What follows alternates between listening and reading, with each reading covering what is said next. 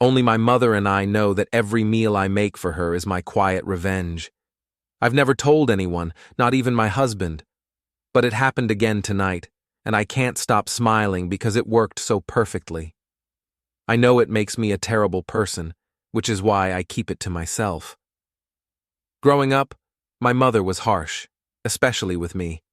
Unlike my siblings, I was the only one she wanted to discipline. She tried to convince my dad to punish me physically, but he refused.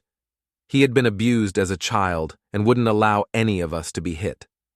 So, my mom found another way to make me suffer. She would deliberately give me spicy food, knowing it made me sick, stomach cramps, nausea, even worse. If I dared to ask for something else, she would tear up and guilt-trip me into eating it. By the time I turned 16, I was required to cook dinner twice a week.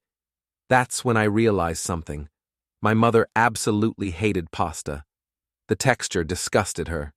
One night, after she screamed at me over something trivial, I cooked pasta just to get back at her. And from that day on, every meal I made for her included it. Spaghetti, fettuccine, lasagna, you name it. Whenever she tries to refuse, I turn on the guilt, just like she used to do to me. But you've always eaten it before, Mom. Are you upset with me? And with my dad or husband around, she never dares to call me out. I'm 26 now, and I have no plans to stop. Watching her force down a plate of creamy pasta, pretending to enjoy it, is my weekly dose of satisfaction.